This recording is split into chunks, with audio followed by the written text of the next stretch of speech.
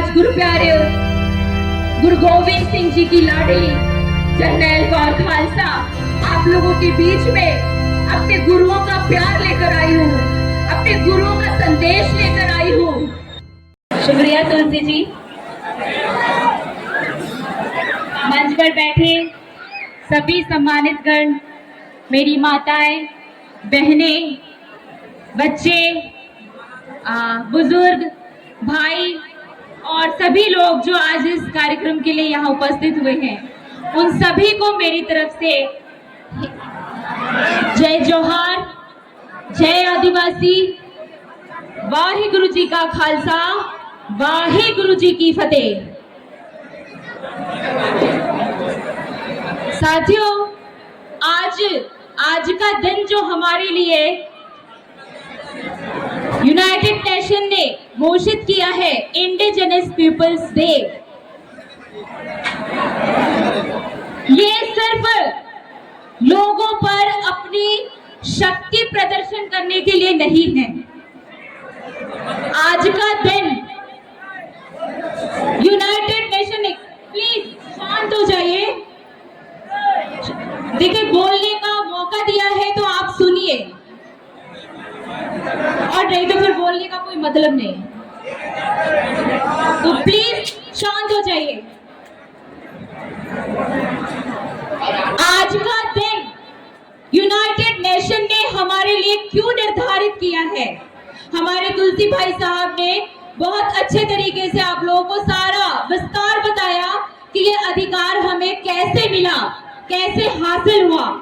लेकिन आज के दिन हमें करना क्या है? सड़कों पर नाचना है, उधम मचाना है?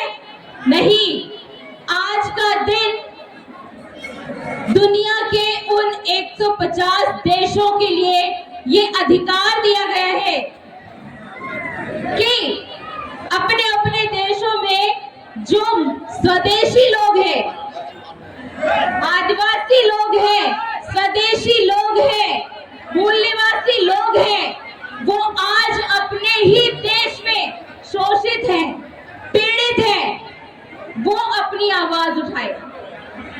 मानव अधिकार, सबसे पहला हमारा शोषण जो हो रहा है इस दुनिया में, इस धरती पर रहने के लिए हमारे जो मानव अधिकार है उससे हमें वंचित किया जा रहा है।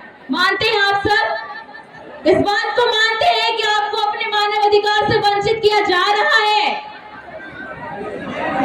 आवाज नहीं है। दूसरा, पर्यावरण सुरक्षा।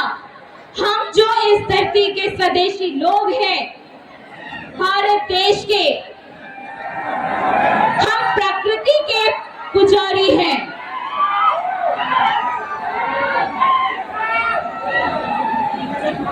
और हम प्रकृति को मानने वाले लोग हैं, लेकिन हमारे सामने हमारी प्रकृति का विनाश किया जा रहा है। इसके लिए हमें सोचना है। हमारी शिक्षा, ये नहीं कि हम स्कूल में जाकर के डॉक्टरी, इंजीनियरिंग की बड़ी बड़ी पढ़ाई कर रहे हैं। नहीं, शिक्षा, हमारी सामाजिक शिक्षा, हमारी सामाजिक संस्कृति, इसको बरकरार रखने के लिए, दुनिया में इसको सम्मान दिलाने के लिए ये शिक्षा हमारी सबसे ज्यादा जरूरी है। जो इंजीनियरिंग, डॉक्टरिंग, आजकल की जो पढ़ाई है, ये पेट पालने के लिए, पैसा कमाने के लिए, नौकर बनने के लिए है। इस देश में, इस दुनिया में शासक बनने के लिए नहीं है। ये शिक्षा हमें हासिल करनी है। इसके लिए 9 अगस्त का दिन हमें जागृत करने के लिए निर्धारित किया गया है। हमारे लोग आज भी बंधुआ गुलाम है। लोग सोचते हैं कि मैं पुलिस वाला हूँ, लोग समझते हैं मैं डॉक्टर हूँ, लोग समझते हैं मैं इंजीनियर हूँ, लेकिन है तो वो नौकर ही। एक नौकर, इस नौकर से हमें इस देश का शासक कैसे बनना है, इसके लिए हमारी संख्या कैसे बढ़ानी है, इसके लिए हमारी जागरूकता कैसी होनी चाहिए, इसके लिए 9 अगस्त का दिन घोषित किया गया है। आज 9 अगस्त है।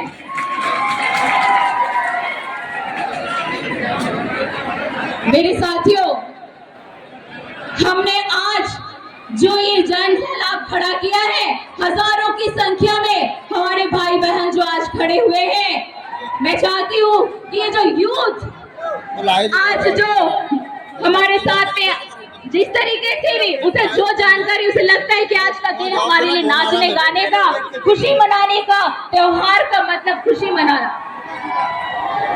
लेकिन आज का दिन हमारे लिए चिंतन का विषय है।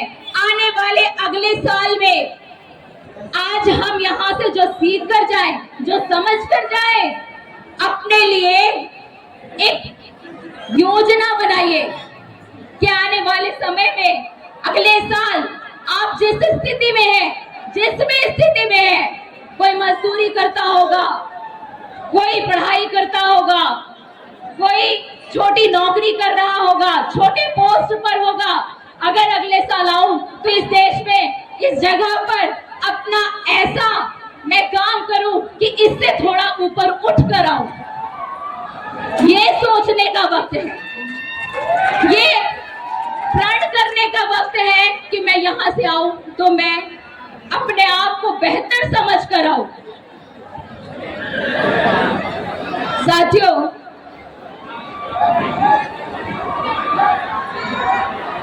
हमारे देश में आज बहुत ही दुख की बात है कि इस देश में एससी और एसटी के लोगों की संख्या इतनी ज्यादा होने के बाद भी सुप्रीम कोर्ट पर हमारा कोई दबाव नहीं है।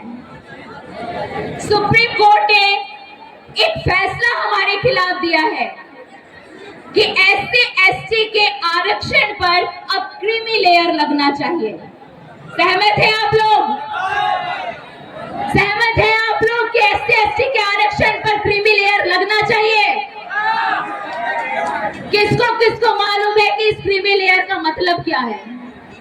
कौन कौन जानते हो इस क्रीमी लेयर का मतलब क्या है? साथियों, 1992 में, शांत होकर सुनिएगा, 1992 में पिछड़े वर्ग के लिए क्रीमी लेयर लगाया गया। इस क्रीमी लेयर का मतलब आप उससे अच्छी तरीके से समझ जाएंगे कि सरकार हमारे साथ क्या करना चाहती है।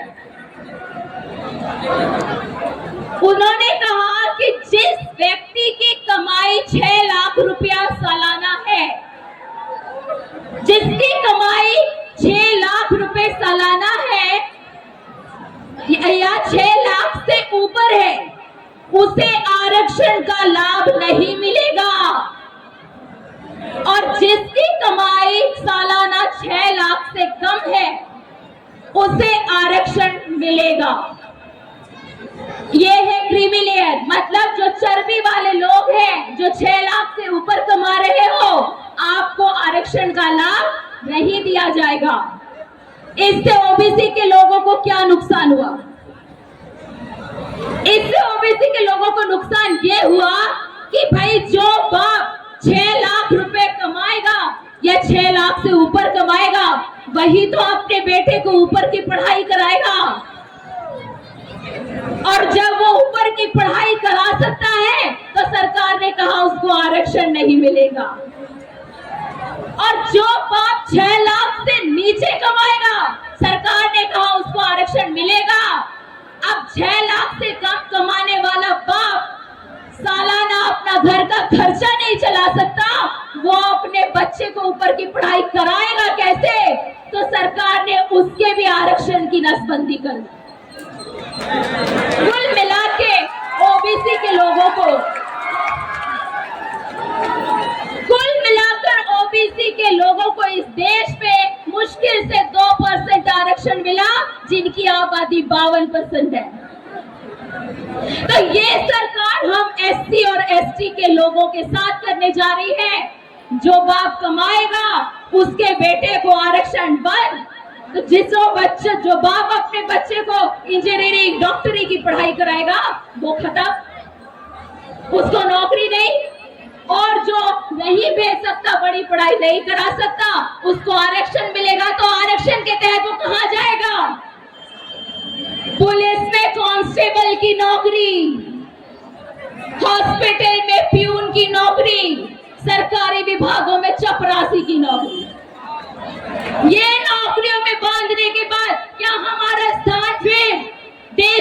सचिवालयों में होगा, देश के सचिवालयों में सेक्रेटरी की पोस्ट और जितने भी पोस्ट है, हम वहां नहीं जा सकते, हमारे बच्चे वहां नहीं पहुंच सकेंगे। तो ये जो हमारे साथ क्रिमिलेयर का खेल सुप्रीम कोर्ट में खेला जा रहा है और सरकार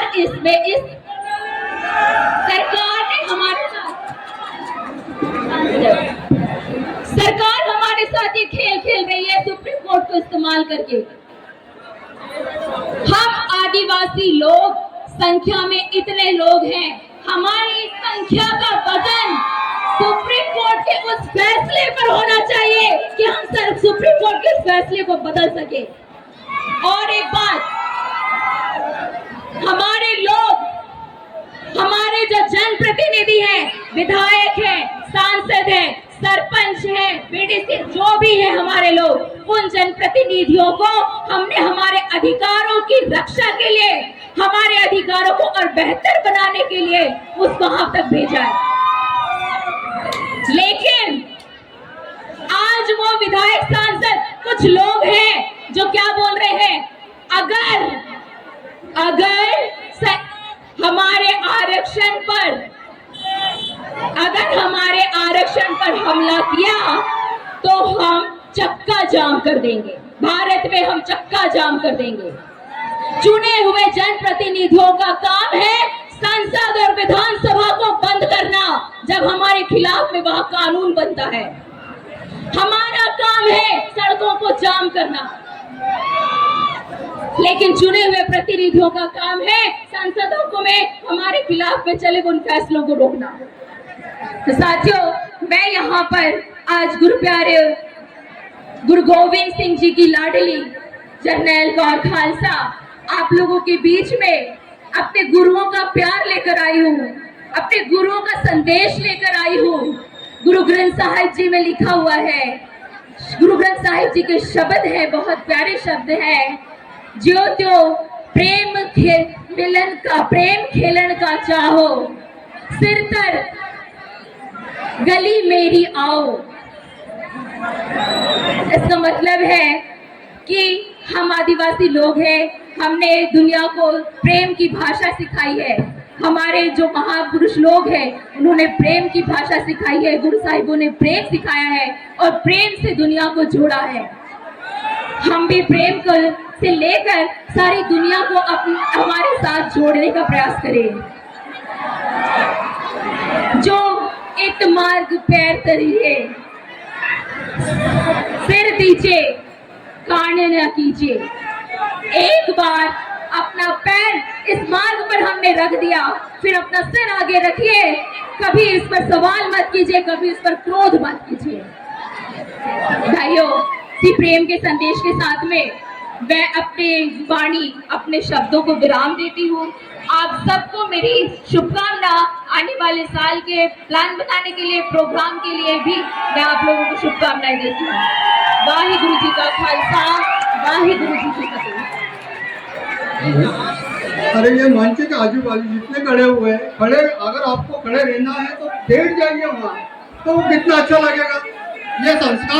ये संस्कार है अपने आदिवासियों का कि हम कहीं पर भी बैठते हैं ना, शांतिपूर्वक हम सुनने